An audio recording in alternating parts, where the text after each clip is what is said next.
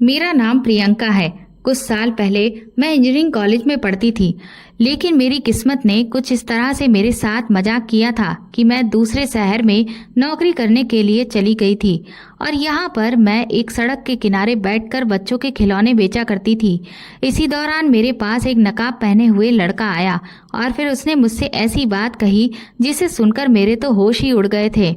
मुझे तो अपने कानों पर यकीन नहीं आ रहा था कि अच्छे घर का लड़का इस तरह की बात कर सकता है। मैंने तो अब तक ऐसी बातें और इच्छाएं सिर्फ उन्हीं आदमियों के मुंह से सुनी थी जो या तो बड़ी उम्र के होते थे या जिनकी परवरिश अच्छे परिवार में नहीं हुई होती थी। लेकिन ये लड़का तो काफी अच्छे घराने का लगता था, पर मेरी भी मजबूरी थी और इसीलिए मैं उसकी ख्वाहिश को पूरा करने के लिए उसके साथ, लेकिन भले ही जैसा वह चाहता था वैसा सब मैं कर रही थी। पर अभी तक मैंने उसका चेहरा नहीं देखा था। वह हमेशा मेरे सामने अपने चेहरे पर नकाब लगाए रहता था। मैंने उससे एक दिन उसका चेहरा दिखाने की बहुत जिद की, लेकिन वह मुझे किसी भी हाल में अपना चेहरा दिखाने के लिए तैयार ही नहीं था। वो कहता था कि जब सही वक्त आएगा तो मैं तुम्हें अपना चेहरा खुद दिखा दूंगा। उसके मुताबिक जब सही वक्त आ गया तो मैंने उसका चेहरा देखा और उसे देखते ही मैं तो दंग रह गई थी, क्योंकि वह तो मेरा ही। कुछ सालों पहले हम लोग बहुत अमीर हुआ करते थे। मेरे पापा इनकम टैक्स डिपार्टमेंट में थे। एक दिन मेरे पापा ने एक बहुत बड़े राजनेता के घर पर छापा मारा।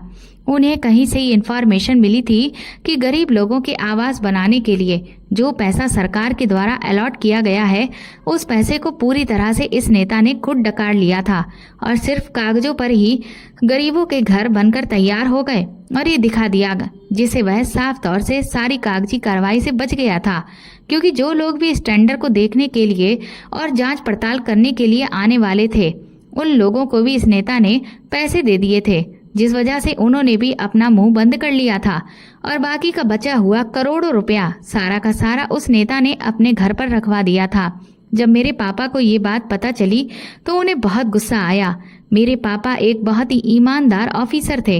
वह कभी भी किसी मजबूर के साथ गलत होते हुए नहीं देख सकते थे और इसीलिए पापा को जैसे ही ये खबर मिली वह उस नेता के घर पर छापा मारने के लिए पहुंच गए थे। पहले तो उन्हें उसके घर में कुछ भी मिल नहीं रहा था। उसके साथ गए हुए ऑफिसर उन्हें बार बार समझा रहे थे कि सर, इस नेता की पहुंच बहुत ऊपर तक है और अगर हम इस पर हाथ डालेंगे और अगर हमें कुछ भी हाथ नहीं लगा तो हमारे पास कोई भी सबूत नहीं होगा और फिर तो ये उल्टा हमें ही फंसा देगा। लेकिन काफी देर तक खोजबीन के बाद भी कुछ नहीं मिल रहा था।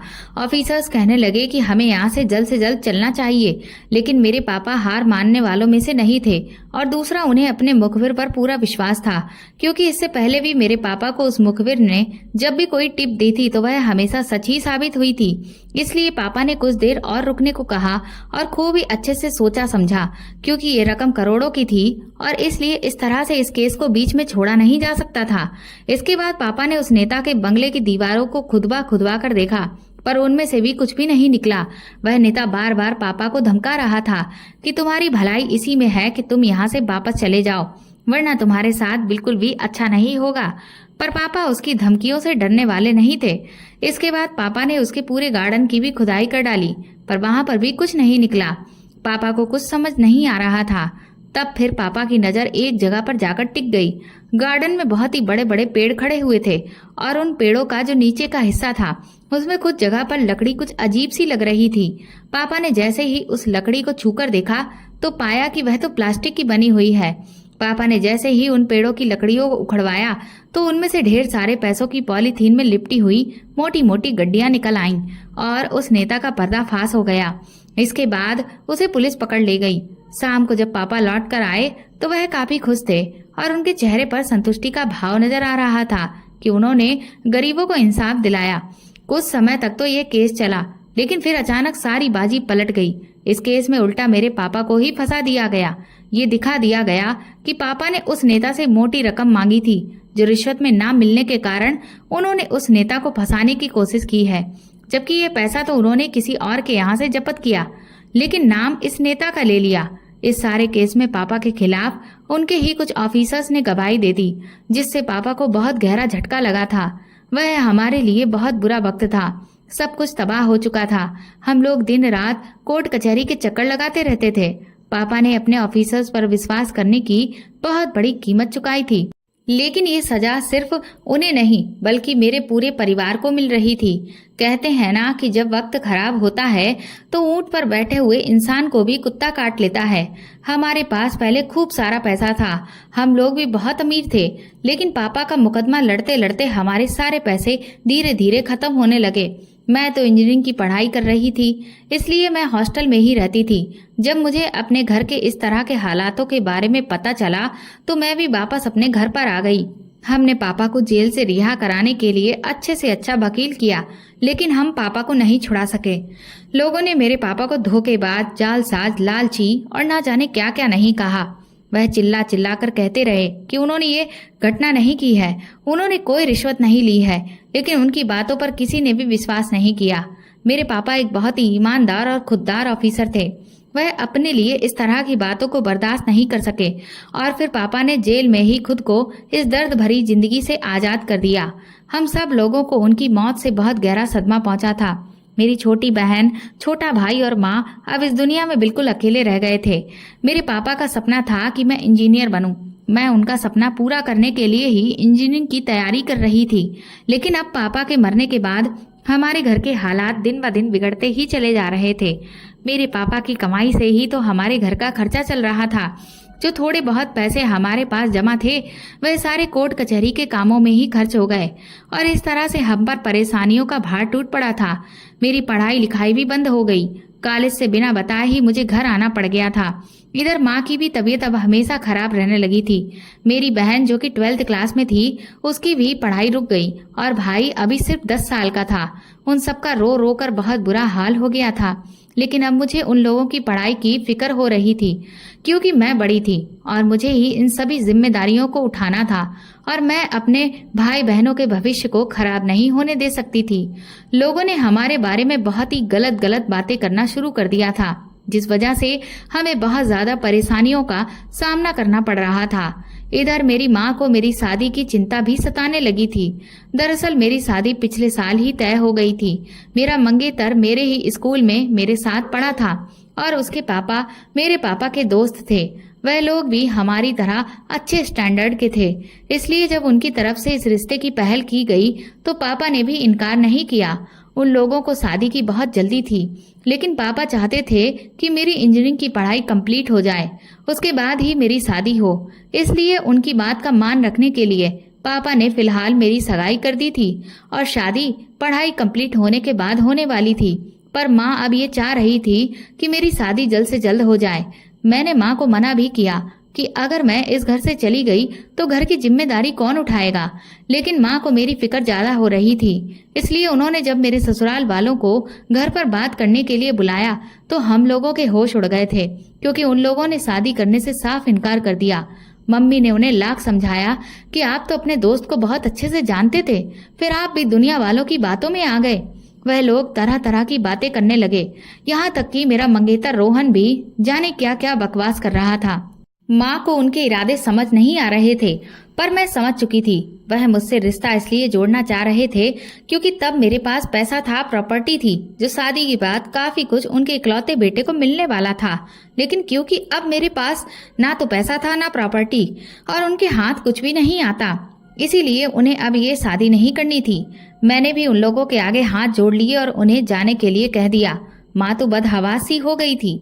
मैंने माँ को समझाया कि वह लोग लालची थे और ऐसे घर में मैं कभी भी खुश नहीं रह सकती थी। वह मुझसे शादी नहीं कर रहे थे, बल्कि हमारे पैसे से शादी करना चाहते थे। लेकिन माँ को अब ये चिंता सताए जा रही थी कि मेरी शादी अब कैसे होगी। मैंने माँ से कहा कि फिलहाल आप इन सब बातों को छोड़ दें और मेरे दोनों भाई बहनों की पढ़ाई के बारे में सोचिए, क्योंकि फिलहाल मैं घर की जिम्मेदारी उठाना चाहती हूँ। मैंने इससे पहले कभी नौकरी नहीं की थी, क्योंकि मैं तो अभी तक पढ़ाई ही कर रही थी, लेकिन अब घर की जिम्मेदारियां उठाने के लिए मैंने नौकरी करने का फैसला कर लिया था। मेहनत करने से तो मैं कभी भी नहीं घबराई थी, क्योंकि घर के हालात अब इस तरह के कुछ हो गए थे तो अब मुझे ही सब कुछ संभालना था। हमने कभी भी गरीबों के हालात नहीं देखे थे, लेकिन अब सिचुएशन ऐसी हो गई थी कि घर में खाने के लिए भी कुछ नहीं बचा था। मुझे किसी भी तरह से अपने घर के हालात ठीक करने थे। अपने शहर में तो मुझे कहीं कोई नौकरी मिल ही नहीं रही थी, इसलिए मैं दूसरे शहर में नौकरी करने के लिए निकल आई। वहां जाने के बाद मुझे सिवाय डिसअपॉइंटमेंट के अलावा कुछ भी नहीं मिल रहा था। फिर बड़ी मुश्किल से मुझे एक शोरूम में नौकरी करने का मौका मिला। मैंने इस मौके को हाथ से नहीं जाने दिया। जिस शहर में मैं नौकरी करने के लिए आई थी, ये शहर बहुत अच्छा खूबसूरत था। यहाँ पर मैंने देखा कि रात को काफी सारे लोग खिलौने बेचा करते थे और उनके खूब खिलौने बिक भी जाते थे। इसीलिए फिर मैंने भी फैसला किया कि मैं दिन में शोरूम पर सारा काम करने के बाद रात को पार्ट टाइम में सड़क के किनारे बैठकर बच्चों के खिलौने भी बेच लिया करूंगी। इस तरह से मेरे पास काफी सारे पैसे आ जाया करेंगे। मैं लगातार अपनी नौकरी कर रही थी।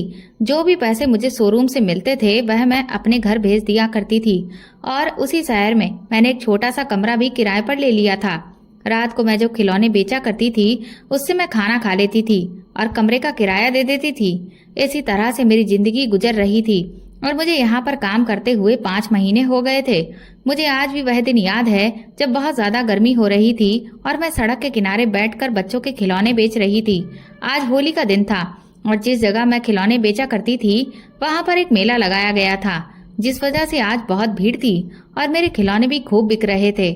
आज मुझे सारी रात जागकर खिलौने बेचने थे क्योंकि आज त्योहार का दिन था और ऐसे मौके पर खरीदारी खूब ज्यादा होती है। क्योंकि त्योहार के अलावा तो मेरा काम उतना ज्यादा अच्छा नहीं चलता था। शुरू के दिनों में मेरा काम बहुत अच्छा चल रहा था, लेकिन जब से बड़े बड़े लोगों ने बड़े बड़े मॉल से बच्चों के लिए खिलौने खरीदने शुरू कर दिए थे, तब से ही मेरा ये खिलौने वाला काम अच्छा नहीं चल रहा था। बस कुछ गरीब लोग ही थे जो हमसे खिलौने खरीद लेते थे। रात काफी हो गई थी क्योंकि मैं इस शहर में बिल्कुल अकेली थी और ऊपर से एक लड़की भी, इसलिए मुझे बहुत डर भी लग रहा था। लेकिन फिर भी अपने परिवार की खातिर मैं हमेशा खुद को हिम्मत देती रहती हूँ। घर में मेरी माँ भी मेरे लिए बहुत परेशान रहती है कि कहीं मेरे साथ कुछ ऐसा वैसा ना हो जाए, लेकिन मजबूरी इंसान को क्या कुछ नहीं करवा देती। मेरे पास भी इस सब को करने के अलावा और कोई रास्ता भी नहीं था। शोरूम में काम करके मुझे 4 से 5 हजार रुपए महीना मिल रहे थे क्योंकि उस शोरूम में काम के लिए और भी बहुत सारे लोग थे। इसीलिए हम लोगों को कम सैलरी पर ही रखा गया था। अगर वहाँ कोई भी अपनी सैलरी बढ़ाने की बात करता तो वह नौकरी से निकल जाने के लिए कह देते थे। घर पर पैसे भेजने के बाद मेरे पास कुछ खास नहीं बचता था। मैं अपनी किस्मत से बहुत मायूस हो चुकी थी। कभी कभी मेहनत भी हमारी किस्मत को नहीं बदल सकती। खिलौने बेचने पर तो कमाई बिल्कुल ना के बराबर ही हो रही थी और जिम्मेदारियां मुझे किसी भी पल चैन से नहीं रहने दे रही थीं। कभी कभी मैं सोचती थी कि मैं वापस अपने शहर लौट जाऊं, लेकिन वहां भी मेरे लिए कुछ नहीं रखा था। वहां मैंने काफी दिन नौकरी की तलाश की थी, लेकिन मैं वहां पर जहां कहीं भी गई तो मुझे लोगों ने पहचान लिया क्योंकि मेरे पापा को बहुत लोग जानते थे और फिर लोग अक्सर बातों ही बातों में मुझे ताने मारते थे, कभी कभी मजाक बनाते थे और मैं इस सब से तंग आ चुकी थी क्योंकि नौकरी तो कोई नहीं देता था, लेकिन हाँ, लानतें सब देते थे। इस वजह से ही मैंने उस शहर को छोड़ने का फैसला कर लिया था। मैं जैसे तैसे अपने दोनों भाई बहनों को पढ़ा रही थी। मैंने सोचा कि यहीं से मेहनत करके मैं अपने भाई बहनों के फ्यूचर को सिक्योर कर सकती हूँ। आज मेरी शोरूम में छुट्टी थी, इसलिए आज मैं सुबह ही सड़क के किनारे बैठकर खिलौने बेचने का काम कर रही थी कि तभी जब शाम हुई तो उस समय मेरे पास एक नकाब पहने हुए लड़का आया और उसके साथ में एक बच्चा भी मौजूद था। उसने मुस्कुराकर मुझे सारे खिलौने खरीद लिए। एक बार में ही मेरे सारे खिलौने बिक गए थे। अचानक ही मेरी इतनी बिक्री हो गई कि मेरे पास लगभग काफी सारे पैसे आ गए थे। ये देखकर मैं बहुत खुश हो गई। उस लड़के ने उस बच्चे की खुशी की खातिर उसे सारे ही खिलौने दिला दिए, इसीलिए तो उसने सारे खिलौने खरीदे। मैं खुशी से उसे जाते हुए देख रही थी, लेकिन ये देखकर मेरी आंखें फटी की फटी रह गई थी कि वह लड़का तो एक बहुत बड़ी कार से बैठकर आया था जिसका दरवाजा ड्राइवर ने खोला था। ये जरूर किसी अमीर बाप का बेटा था, लेकिन मैं ये सोचकर परेशान हो रही थी कि इस लड़के को मुझे ही खिलौने खरीदने की जरूरत क्या थी। वह चाहता तो किसी भी बड़ी दुकान से जाकर भी खिलौने खरीद सकता था। जो भी था, मैं तो अपनी कमाई होने पर बहुत खुश हो रही थी क्योंकि आज की छुट्टी का सारा प्रॉफिट मुझे मिल गया था। मेरी छुट्टी बेकार नहीं गई थी, बल्कि मैं इतना प्रॉफिट कमा लिया था कि मेरे 1 हफ्ते के खर्चे के पैसे आ गए थे। लेकिन शायद मुझे खुशियां रास नहीं आईं, क्योंकि जब मैं थकी हारी अपने घर पहुंची तो उस वक्त मकान मालिक मेरे कमरे पर आई हुई थी। उन्होंने मुझे बताया कि तुम्हारे घर से फोन आया था। दरअसल मेरा मोबाइल खराब हो गया था और मैंने घर वालों को मकान मालकिन का ही नंबर दे दिया था। कभी कभी मेरी माँ या बहन मेरा नंबर ना लगने पर मकान मालकिन को फोन कर लिया करती थी। आज घर से फोन आने की बात सुनकर मैं थोड़ा परेशान हो गई और मकान मालकिन से पूछने लगी कि मेरे घर पर सब कुछ ठीक तो है ना। लेकिन उन्होंने मुझे कुछ भी नहीं बताया। वह बिना कुछ कहे मेरे घर का नंबर डायल करके मुझे देने लगी। दूसरी तरफ फोन मेरी बहन ने उठाया। मेरी आवाज सुनते ही वह रोने लगी। उसकी रोती हुई आवाज सुनकर मैं भी बहुत परेशान हो गई और मेरी जान निकल गई, क्योंकि मैं अपने घर की अकेली ही सहारा थी और पता नहीं मेरे पीछे वहां घर में क्या हो रहा था। फिर मेरी बहन ने मुझे एक ऐसी खबर सुनाई जिसे सुनकर मेरा दिल धक से रह गया था। मैं पहले ही बहुत ज्यादा परेशान थी। बहन की ये बात सुनकर तो मेरी सांसें ही अटक गई थीं। मैंने अपनी बहन को तसल्ली दी, जबकि सच तो ये था कि मैं खुद भी इस खबर को सुनने के बाद बुरी तरह से टूट गई थी। एक के बाद एक परेशानियों का पहाड़ मुझ पर टूटता ही चला जा रहा था। मैंने अपनी बहन से कहा कि तुम परेशान मत हो, मैं जल्द से जल्द कोई न कोई बंदोबस्त कर लूंगी और फिर सब कुछ ठीक हो जाएगा। बहन से बात करने के बाद मैंने फोन बंद कर दिया। मैं पूरी तरह से रोने लगी थी। कमरे में मौजूद मकान मालकिन भी मुझे तसल्ली देने लगी थी। मेरी बहन ने मुझे बताया कि माँ की अचानक बहुत तबीयत खराब हो गई थी और जब माँ को हम लोगों ने डॉक्टर को दिखाया तो डॉक्टर ने बताया है कि माँ को कैंसर हो गया है। मेरी बहन ने कहा कि माँ के इलाज के लिए आपको पैसे भेजने होंगे। मुझे अब माँ के इलाज के लिए लगभग 70,000 रुपयों की जरूरत थी। मुझे जल्द से जल्द इतनी बड़ी रकम चाहिए थी, लेकिन अब सबसे बड़ा सवाल ये था कि मुझ जैसी एक गरीब लड़की को इतने ज्यादा पैसे कहाँ से मिल सकते थे। मैंने सोचा कि मैं अपने शोरूम के मालिक से बात करके देखती हूँ और खिलौनों को भी रोज रात को मन लगाकर और भी मेहनत से बेचूंगी, चाहे मुझे उसके लिए सारी रात ही क्यों ना जागना पड़े। ये सब जानने के बाद वह रात मेरी बहुत मुश्किल से गुजरी थी। मैं अपने घर वालों से दूर थी। मुझे सारी रात अपनी माँ की बहुत फिक्र होती रही। सुबह हुई तो मैं फौरन अपनी माँ से मिलने के लिए घर पहुँच गई। मैंने माँ को तसल्ली दी कि मैं जल्दी ही पैसे लेकर आऊंगी और उनका इलाज करवाऊंगी। रात तक मैं वापस अपने घर से निकलकर इसी शहर में वापस आ गई थी। मुझे अब ये फिक्र बहुत सता रही थी कि कहीं मेरी माँ को कुछ हो ना जाए, क्योंकि फिर तो मेरे छोटे भाई बहनों को संभाल पाना मेरे लिए बहुत मुश्किल था और फिर मेरे पिता का साया तो पहले ही हम लोगों के ऊपर से उठ चुका था। अब मैं माँ के साये को खोना नहीं चाहती थी। जहाँ पर मैं नौकरी कर रही थी तो मैं शोरूम के मालिक से इस बारे में बात की और अपनी माँ के बारे में उन्हें सब कुछ बता दिया, लेकिन मेरे मालिक को मुझसे कोई हमदर्दी नहीं हुई थी। वह तो उल्टा मुझे ये कहने लगे कि यहाँ तो हर दूसरे तीसरे दिन हर कोई अपनी सैलरी बढ़ाने या पैसे लेने के लिए इसी तरह की परेशानियों को बताता रहता है। जाओ जाकर अपना काम करो। शोरूम के मालिक के बिहेवियर पर मुझे इतना ज्यादा गुस्सा आया। वह उस वक्त बहुत एटीट्यूड से भरा हुआ था। ये सब देखकर मेरी आंखों से आंसू आने लगे थे, जबकि मैंने ना उससे कोई झूठ कहा था और ना ही मैंने उनसे कोई भीख मांगी थी। मुझे तो बस कुछ पैसे उधार चाहिए थे, जो मैं हर महीने अपनी सैलरी से थोड़ा थोड़ा करके उनको लौटा देती, लेकिन शायद उनके सीने में दिल ही नहीं था। नौकरी का टाइम पूरा करके मैं खिलौने बेचने के लिए सड़क के किनारे बैठ गई थी।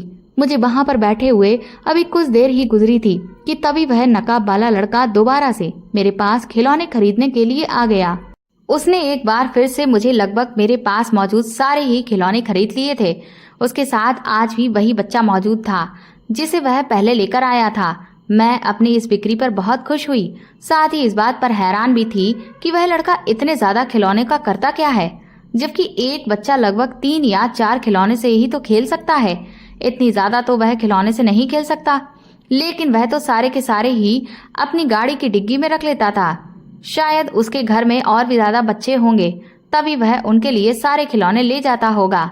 मुझे इस बात से क्या मतलब था। मैंने उसकी तरफ ध्यान न देते हुए जल्दी से उससे पैसे लिए और अपने प्रॉफिट के पैसे गिनने लगी। दूसरे दिन फिर से वही लड़का मेरे पास आया और उस दिन भी उसकी वजह से मुझे अच्छा खासा प्रॉफिट हुआ था। मेरे लिए तो वह किसी भगवान से कम नहीं था। मेरे दिन इसी तरह से गुजर रहे थे। वह लड़का हर दूसरे तीसरे दिन मेरे पास पाबंदी से उस बच्चे के साथ आने लगा था, लेकिन वह लड़का हर बार अपना चेहरा छुपाकर ही आता था और मुझे खिलौने खरीद कर मुझसे तय रकम से भी ज्यादा पैसे दे जाता था। इधर मेरे पास घर में भी बार बार फोन आ रहा था।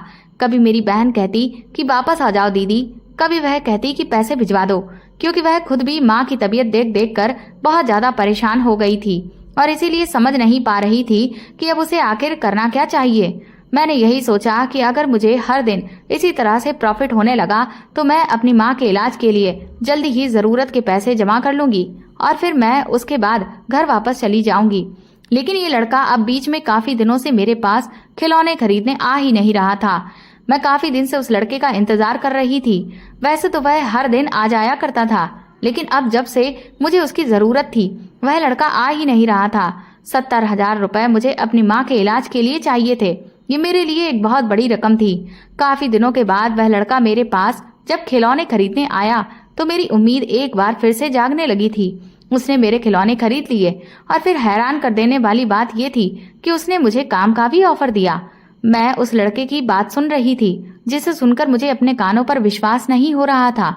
वह लड़का मुझसे कहने लगा कि तुम्हें मेरे घर का काम करना होगा। ये बात सुनकर मैं दंग रह गई थी और काफी देर तक तो मैं ध्यान से उसकी बातों को सुनने की कोशिश करने लगी और उसकी तरफ देखते ही रही। मुझे ऐसा महसूस हुआ कि वह नकाब के अंदर से मुस्कुरा रहा है। जब काफी देर तक मेरे मुंह से कोई भी शब्द नहीं निकल सका तो फिर वह कहने लगा कि नौकरी की बात सुनकर तुम बहुत ज्यादा चौंक गई हो। ये कोई इतनी बड़ी बात तो नहीं है। मैं तुमसे काम करवाना चाहता हूँ और उसके बदले में तुम्हें बहुत बड़ी रकम भी दूंगा। तुम्हें कोई ऐतराज है क्या? मैं हकलाते हुए उससे पूछने लगी, क्या आप सच में मुझे अपने पास नौकरी पर रखना चाहते हो? मैं तो एक मामूली सी लड़की हूँ जो शोरूम में काम करती है और रात को यहाँ पर खिलौने बेचने के लिए बैठ जाती है।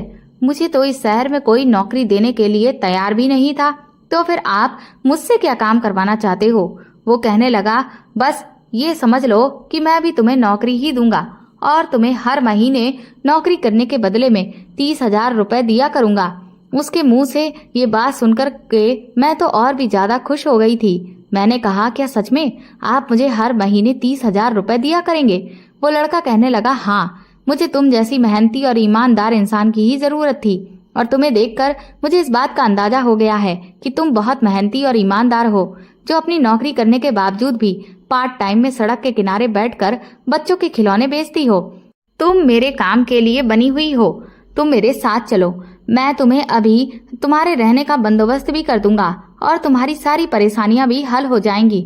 बस मेरे साथ हमेशा मेहनत और ईमानदारी से काम करना। मैं जैसा कहूँ वैसा ही करती रहना। हर महीने 30,000 रुपए का सुनकर को मुझे यकीन हो गया था कि वह मुझसे जरूर कोई गैर कानूनी काम करवाना चाहता है। इसीलिए मैंने फिर थोड़ा सोचकर उसे साफ शब्दों में ये कहा कि देखिए, मैं एक शरीफ लड़की हूँ और सिर्फ मेहनत से ही पैसे कमाती हूँ। मैं कोई भी गैर कानूनी काम नहीं करना चाहती। अगर एक बार मुझे शोरूम की नौकरी से निकाल दिया गया तो मेरे पास जो नौकरी है वो भी मेरे हाथ से चली जाएगी। मेरी ये बात सुनकर वह लड़का जोर से हंस पड़ा और कहने लगा, अरे मैं तुमसे कोई गैर कानूनी काम नहीं करवाऊंगा। मैं भी एक शरीफ परिवार का ही रहने वाला लड़का हूँ। मैं इस शहर में अपना बचपन गुजारा है। यहाँ के सभी लोग मुझे जानते हैं।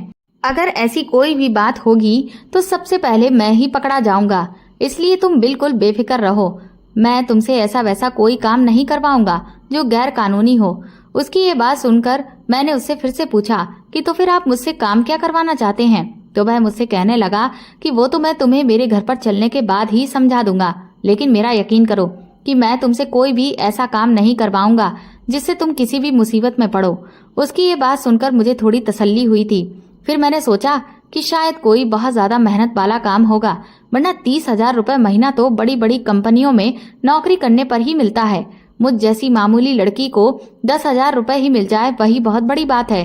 मैं अपनी सोच में डूबी हुई थी कि तभी वह लड़का मुझसे कहने लगा कि तुम सोचने में इतना टाइम क्यों लगा रही हो? बताओ, फिर तुम कब से मेरे पास नौकरी करने के लिए आ रही हो? जब तुम्हें नौकरी करनी ही है तो फिर इसमें सोचने की जरूरत ही क्या है?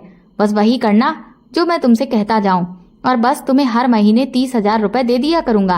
बाकी तुम्हें और भी ज्यादा पैसों की जरूरत हुई तो वो भी तुम्हें मिल सकते हैं। अगर तुम मेरा काम करने को राजी हो तो अभी मेरे साथ चलो और मेरी गाड़ी में बैठ जाओ। मैं कुछ देर सोचने लगी। एक तरफ अभी भी मुझे थोड़ी सी शंका हो रही थी कि ना जाने ये लड़का मुझे ऐसा क्या काम करवाना चाहता है, लेकिन दूसरी तरफ मेरी माँ, बहन और भाई के चेहरे मेरी आंखों के सामने बार बार आ रहे थे। मेरी बहन ने जब मुझसे मेरी माँ की बीमारी के बारे में बताया था, वो शब्द अभी भी मेरे कानों में गूंज रहे थे। मुझे कुछ भी करके अपनी माँ को बचाना था। अपने पिता को तो मैं खो चुकी थी, लेकिन अपनी माँ को मैं नहीं खो सकती थी। इसीलिए फिर मैंने फौरन ही फैसला कर लिया और मैं अपने खिलौने की टोकरी उठाकर उसकी डिग्गी में रख दी। मेरा मानना था कि किस्मत बार बार दरवाजे पर दस्तक देने नहीं आती है, और इस बार जब खुशकिस्मती दरवाजे पर खुद ही दस्तक दे चुकी थी तो दरवाजा ना खोलना बहुत बड़ी बेवकूफ़ी होती। ना ही मैं मेहनत से पीछे हटने वाली इंसान थी और ना ही मैं कामचोर थी। अगर आज मेरी इंजीनियरिंग की पढ़ाई पूरी हो गई होती तो मैं आज बहुत बड़ी इंजीनियर बन गई होती, पर शायद किस्मत को ये सब मंजूर ही नहीं था। मेरी किस्मत में परेशानियों से लड़ना लिखा हुआ था। अगर मैं इस काम को कर लेती तो 2-3 महीने में ही मेरे पास अपनी माँ के इलाज के लिए पैसे हो जाते, फिर तो सारी परेशानी ही खत्म हो जानी थी। मैं उस लड़के की बड़ी सी एयर कंडीशन गाड़ी में बैठकर सोच रही थी कि ये लड़का मुझसे कोई ऐसा वैसा काम ना करवा ले और मैं कहीं फंस ना जाऊं। मेरी कुछ समझ में नहीं आ रहा था। मैं सोचने लगी कि मैं इतने सारे पैसे जब अपने घर भेजूंगी तो मेरे घर वालों की खुशी का तो ठिकाना ही नहीं रहेगा। मैं गाड़ी में बैठी हुई थी और बाहर की तरफ देख रही थी।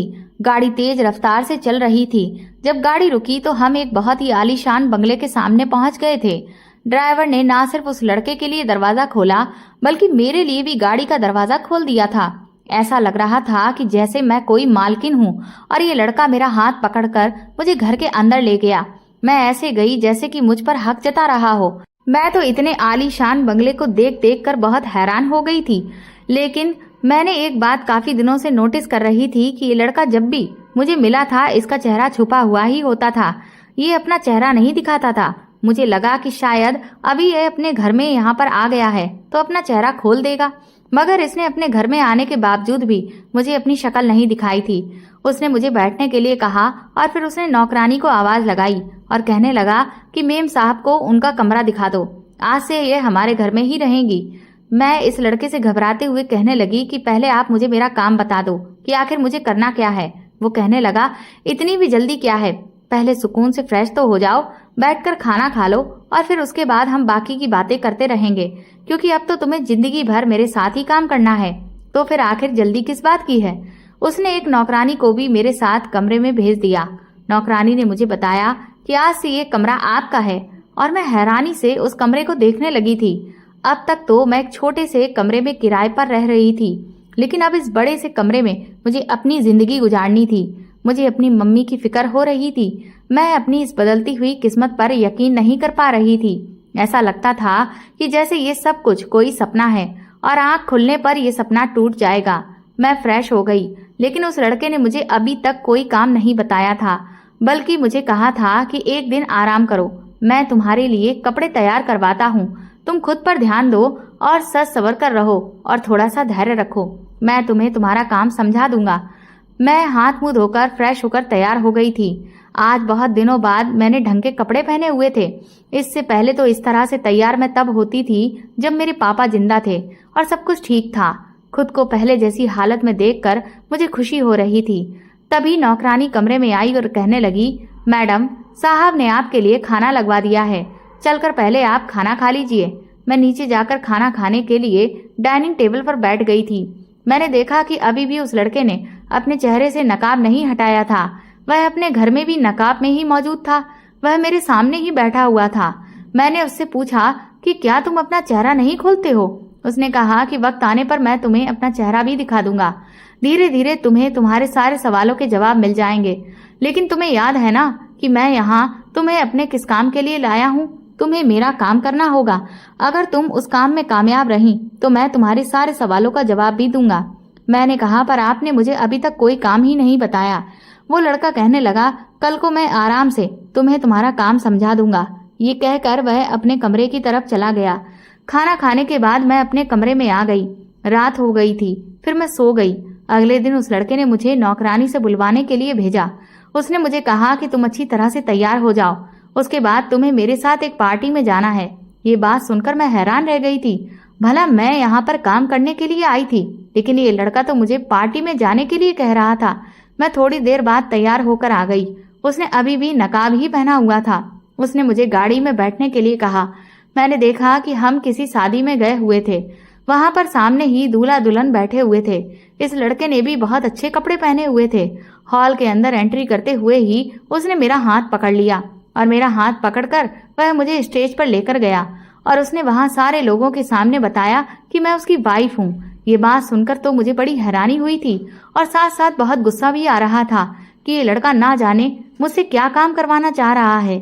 लगभग वहां मौजूद सारे लोगों ने उसे मुबारकबाद दी और सभी लोग मेरे करीब आकर मुझे भी कॉन्ग्रेचुलेशन बोल रहे थे और सभी लोग तारीफ कर रहे थे कि तुम्हारी वाइफ तो बहुत ही ज्यादा सुंदर है। वहां शादी में आए हुए मेहमान उस लड़के को करण कहकर पुकार रहे थे। सबने कहा कि करण, तुम्हारी वाइफ तो किसी हीरोइन के जैसी है। लगभग 2 घंटे तक हम लोग वहां रुके और उसके बाद हम घर आ गए थे। घर आने के बाद मैंने उससे सवाल किया कि तुमने लोगों से झूठ क्यों कहा कि मैं तुम्हारी वाइफ हूँ। उसने मुझसे कहा कि ये समझ लो कि यही तुम्हारा काम है और तुम्हें इसी काम के मैं पैसे दे रहा हूँ। मैंने कहा लेकिन झूठ बोलना तो गलत बात है, झूठ बोलना बहुत बड़ा पाप है। तो वो कहने लगा, झूठ तुमने नहीं बोला, झूठ मैंने बोला है और इस पाप की सजा मुझे ही मिलेगी, तुम्हें नहीं मिलेगी, क्योंकि तुमने तो अपने मुंह से एक शब्द भी नहीं निकाला था। तुम्हें परेशान होने की कोई जरूरत नहीं है। अगर तुम्हें कोई भी कहे कि मैं तुम्हारा कौन हूँ तो तुम्हें यही बताना है कि मैं तुम्हारा हस्बैंड हूँ। ये बात सुनकर के मैं तो दंग रह गई थी। भला ये लड़का मुझसे झूठ क्यों बुलवा रहा था। मैं सारा दिन घर में फ्री रहती थी। अब मेरा टारगेट ये था कि मुझे इस लड़के का चेहरा देखना था। ये लड़का मुझे अपना चेहरा दिखाने के लिए तैयार ही नहीं था। अपने ही घर में ये लड़का अपने चेहरे को छुपाकर घूमता रहता था। मैं एक दिन उसके कमरे में जाकर उसका चेहरा देखने की कोशिश कर रही थी, लेकिन मैं कामयाब नहीं हो पाई। उसका चेहरा नहीं देख सकी। मुझे यहाँ पर नौकरी करते हुए 1 महीना गुजर गया था। वादे के मुताबिक उस लड़के ने मुझे 30,000 रुपए दे दिए थे। मैंने वह पैसे भेजकर अपनी माँ का इलाज करवाना शुरू कर दिया था। उस लड़के के इतने बड़े बंगले में उसके अलावा और कोई रहता भी तो नहीं था, पर फिर भी वह चेहरा छुपा करके रखता था। मेरी जिंदगी यहाँ पर अच्छी गुजर रही थी। तभी एक दिन मैंने देखा कि घर में एक बूढ़ा आदमी व्हील चेयर पर बैठा हुआ है और वह लड़का उसको लेकर आ रहा था। मैं हैरान थी कि वह बूढ़ा आदमी कौन है। मुझे करण ने बुलाया और उस बूढ़े आदमी के सामने वो कहने लगा, दादाजी, ये मेरी पत्नी है। ये सुनकर वह बूढ़ा आदमी बहुत खुश हुआ और उसने मुझे आशीर्वाद दिया और कहने लगा कि तुम दोनों हमेशा खुश रहो। नौकरानी से कहकर उसने उस बूढ़े आदमी को कमरे में भिजवा दिया। करण ने मुझे बताया कि तुम हैरान हो रही होगी इनको देखकर, लेकिन अब समझ लो कि यही तुम्हारा काम है। तुम्हें इनको यही यकीन दिलाना है कि तुम मेरी पत्नी हो। मैंने उससे कहा कि आखिर तुम ऐसा क्यों कर रहे हो। उसने मेरा हाथ पकड़ा और मुझे अपने दादाजी के कमरे की तरफ ले गया और दरवाजे पर जाकर ही रुक गया। उसने कहा, ये देखो, मेरे दादाजी हैं और इन्हें भी तुम्हारी माँ की तरह ही कैंसर के जैसी बीमारी है। तुम गरीब हो तो तुम्हें पैसों की जरूरत है, इसीलिए तो मेरे पास तुम काम कर रही हो। मेरे पास तो बहुत सारे पैसे हैं, मेरे पास किसी चीज की कमी नहीं है। डॉक्टर ने बताया है कि मेरे दादाजी सिर्फ कुछ ही दिनों के मेहमान हैं। मेरे दादाजी ने मुझे बचपन से ही पाल पोस कर बड़ा किया। उन्होंने मेरी हर ख्वाहिश को पूरा किया, लेकिन अब मेरे दादाजी चाहते हैं कि मैं शादी कर लूं।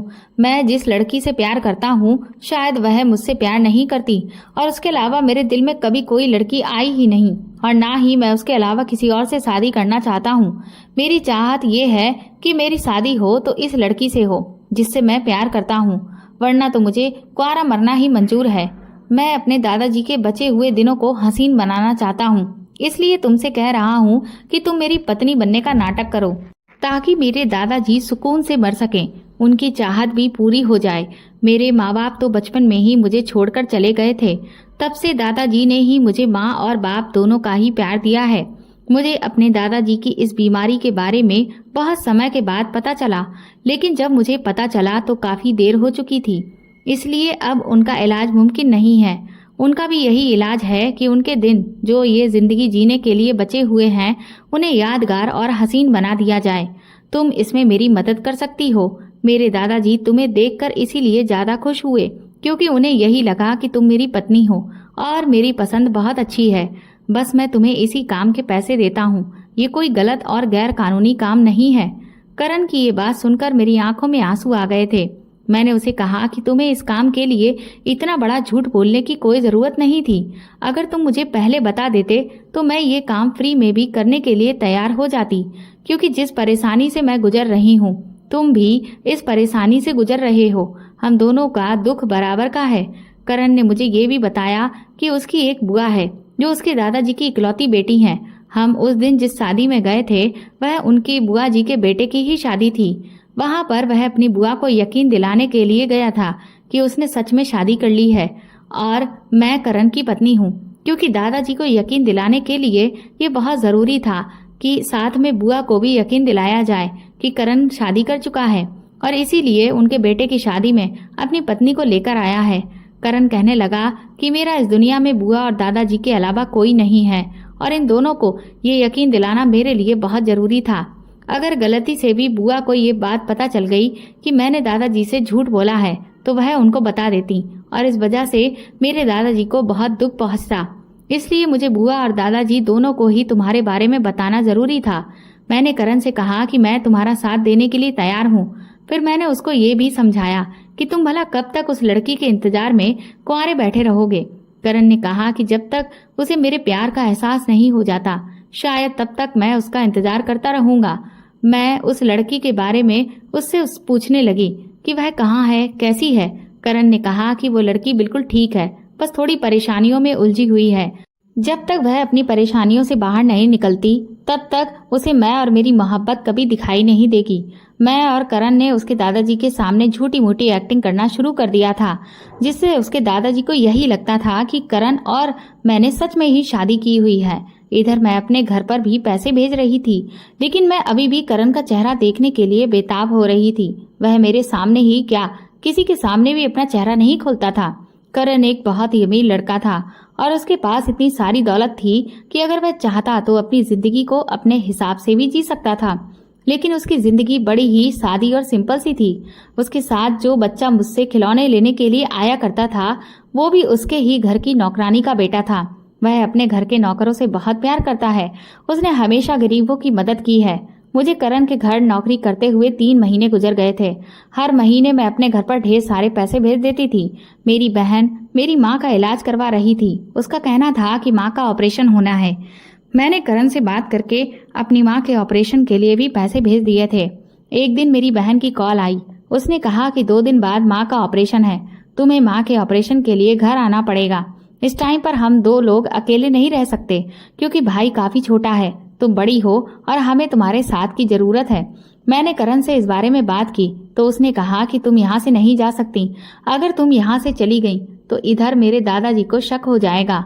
मैंने करण से कहा कि तुम अपने दादाजी को कोई बहाना बना देना कि मैं किसी काम से दूसरे शहर गई हूँ। करण कहने लगा, ऐसा नहीं हो सकता। दादाजी के इन दिनों तबीयत ठीक नहीं है, कभी भी कुछ भी हो सकता है। मेरा भी साथ देने वाला यहाँ कोई नहीं है, तुम्हें मेरे साथ ही रहना पड़ेगा। मुझे करण की जबरदस्ती पर गुस्सा आ गया। मैंने उसे कहा कि भला तुम मुझ पर इतनी जोर जबरदस्ती नहीं कर सकते, क्योंकि बदले में मैं तुम्हारा काम करती हूँ, तब जाकर ही तुम मुझे पैसे देते हो। मेरी माँ का ऑपरेशन होना है और मेरी बहन अभी इतनी समझदार नहीं है कि वो अकेले सारी जिम्मेदारी को उठा पाए। मेरा भाई भी छोटा है। जैसे तुम्हारे लिए तुम्हारे दादाजी बहुत प्यारे हैं, इस तरह से मेरी माँ भी मुझे बहुत प्यारी है। करण ने मुझे बहुत रोकने की कोशिश की पर मैं नहीं रुकी। करण पहले ही मुझे माँ के इलाज के लिए पैसे दे चुका था। मैंने उससे कहा कि अब ये बात तुम यहाँ पर खुद संभालो, मुझे तो अपने घर जाना है। सिर्फ 2 दिन की ही तो बात है, तुम मुझे जाने क्यों नहीं दे रहे। करण मेरे सामने रोने लगा। उसने कहा, प्लीज तुम रुक जाओ, मत जाओ यहाँ से। अपनी बहन से कहो कि वह तुम्हारी माँ की देखभाल कर ले। तुम्हें जितने पैसों की जरूरत है मैं तुम्हारे घर भेजने के लिए तैयार हूँ, लेकिन तुम बस मुझे छोड़कर मत जाओ। मुझे मेरी माँ की बहुत याद आ रही थी। मैंने करण को बहुत समझाया और जब वह नहीं समझा तो मैं उसे छोड़कर अपनी माँ का ऑपरेशन करवाने के लिए चली गई। इधर मेरी माँ का ऑपरेशन सक्सेसफुल रहा। करण के पैसों से मेरी बहुत मदद हुई थी। जब 2 दिन गुजर गए तो मुझे लगा कि अब मुझे करण के घर चले जाना चाहिए। मैं जब उसके घर गई तो ये देखकर हैरान रह गई कि उसके घर पर तो बहुत सारी भीड़ जमा थी। वहाँ बहुत सारे लोग थे जो रो रहे थे। चारों तरफ कोहराम मचा हुआ था। मैं जैसे ही घर के अंदर गई, ये देखकर मैं हैरान रह गई कि करण के दादाजी की तो मौत हो गई थी और दादाजी के पास ही सफेद कपड़े पहने हुए एक बहुत ही हैंडसम लड़का बैठा हुआ था जो बुरी तरह से रो रहा था और वह बार बार अपने दादाजी को पुकार रहा था। उसकी आवाज मुझे कुछ पहचान में आई और फिर जब मैंने उसका चेहरा अच्छे से देखा तो मेरे होश उड़ गए, क्योंकि वह लड़का कोई और नहीं बल्कि वह तो मेरे स्कूल में मेरी क्लास में ही था। ये बात उस समय की है जब मैं 12th क्लास में थी। उस वक्त एक दिन जब मैं किसी काम से मार्केट गई हुई थी तो वहां पर एक सुनसान जगह पर मुझे कुछ लड़कों ने परेशान करना शुरू कर दिया था। उस वक्त करण ने ही मुझे उन लड़कों से बचाया था। वह मेरी क्लास में पहले से ही पढ़ रहा था, लेकिन मैंने उसे कभी भी नोटिस नहीं किया था। लेकिन जब उसने मुझे उस दिन बचाया तब मैंने उस पर ध्यान देना शुरू किया और उस दिन के बाद से मेरी उससे दोस्ती हो गई थी। इसके बाद मैंने इंजीनियरिंग कॉलेज में एडमिशन लिया और वहीं पर करण ने भी एडमिशन लिया था। धीरे धीरे मेरी करण से दोस्ती बढ़ने लगी थी। कॉलेज का फर्स्ट ईयर था और इसीलिए हमारे जो सीनियर्स थे वह हमारी रैगिंग करने की कोशिश कर रहे थे। मुझे इस सब से बहुत डर लगता था, लेकिन जब एक दिन बात हद से ज्यादा आगे बढ़ गई तब उस दिन मेरे लिए स्टैंड करण ने ही लिया था। ये देखकर मेरे दिल में करण के लिए प्यार जाग उठा था। मैंने अपने दिल की बात रोहन को बताई थी, क्योंकि रोहन शुरू से ही मेरे साथ पढ़ा था और मेरा फ्रेंड भी था। पर ना जाने क्यों लेकिन रोहन का कहना था कि करण अच्छा लड़का नहीं है। पहले तो मैंने उसकी बात पर विश्वास नहीं किया, लेकिन फिर एक दिन रोहन मेरे सामने उन सीनियर्स को लेकर आया जो मुझे परेशान करते थे। उन्होंने मुझे बताया कि करण ने ही उन्हें पैसे दिए थे और कहा था कि वह मुझे परेशान करे ताकि मेरे सामने वह मुझे उन लोगों से बचाए और वह मेरी नज़र में हीरो बन जाए। रोहन कहने लगा कि इससे पहले भी एक बार जब तुमने मुझे बताया था कि कुछ लड़कों ने तुम्हें परेशान किया था, वो भी करण ने जानबूझकर ही किया था ताकि वह तुम्हारे नजदीक आ सके। करण की नज़र तुम्हारी दौलत पर है। वह अच्छे से जानता है कि तुम्हारे पापा एक बहुत बड़े ऑफिसर हैं और तुमसे शादी करने के बाद उसे बहुत फायदा होगा। उस वक्त तक मैं ये नहीं जानती थी कि करण मुझसे भी ज्यादा पैसे वाला है, क्योंकि अभी अभी सिर्फ हमारी दोस्ती ही थी। मेरे दिल में उसके लिए प्यार पनप रहा शुरू ही हुआ था, पर मैं उसका इजहार कभी करण से कर ही नहीं पाई थी। मैंने इस बारे में सिर्फ रोहन को ही बताया था, लेकिन करण की पूरी सच्चाई जानने के बाद मैंने उसे अपनी जिंदगी से निकाल दिया था और उसे इग्नोर करना शुरू कर दिया था। लेकिन जब रोहन ने मुझसे रिश्ता तोड़ा था तो उसने बाद में मेरे सामने ये सच्चाई भी उगल दी थी कि उसने करण को लेकर मेरे सामने जो भी कहा था वह सब कुछ झूठ था, क्योंकि असल में मेरे पापा के पैसों पर नजर तो उसकी थी और इसीलिए वह मुझसे शादी करना चाहता था। लेकिन तब तक तो बहुत देर हो चुकी थी, क्योंकि फिर तो मेरी जिंदगी में ऐसा तूफान आया जो सब कुछ अपने साथ बर्बाद करके ले गया।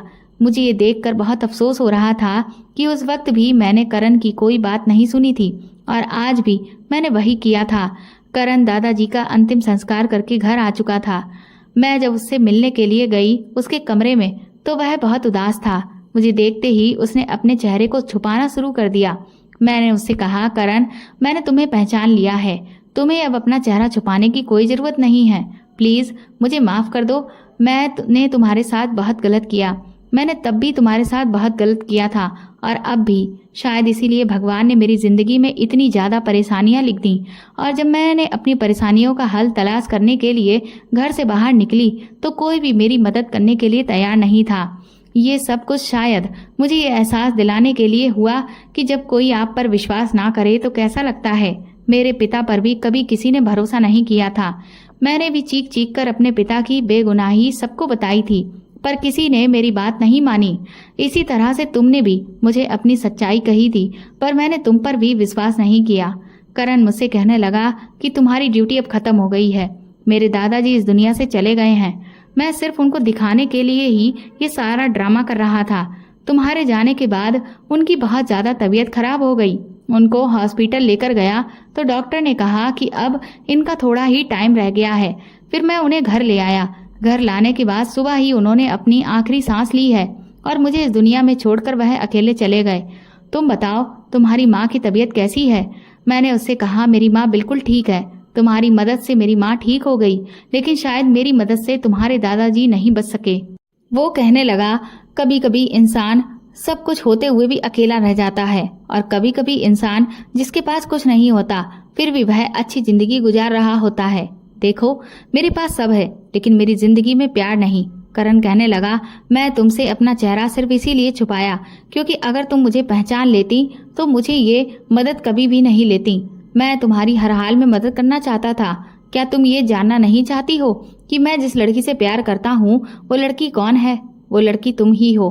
मैं तुमसे बहुत प्यार करता था, लेकिन रोहन ने मुझे तुमसे दूर करने के लिए हर साजिश रची। उसने कॉलेज के उन सीनियर्स को पैसे देकर मेरे खिलाफ गलत बातें तुम्हारे सामने कहलवाईं और जब तुमने मुझे छोड़ दिया उसके बाद भी रोहन को चैन नहीं पड़ा। उसने मुझे अपने किराए के गुंडों से बहुत पिटवाया था, इतना कि मैं हॉस्पिटल पहुंच गया था। उन लोगों ने मेरे चेहरे पर भी कुछ वार किए थे जिससे मेरा चेहरा खराब हो गया था।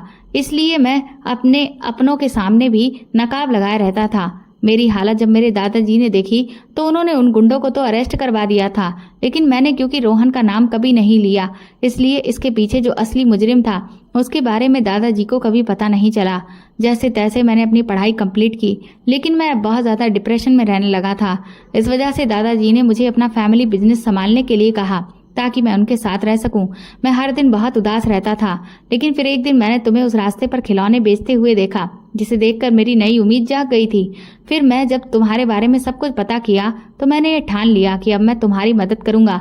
और फिर दूसरी तरफ मुझे अपने दादाजी को भी ये बताना था कि मैं शादी कर चुका हूँ, क्योंकि मुझे उनकी ख्वाहिश भी पूरी करनी थी।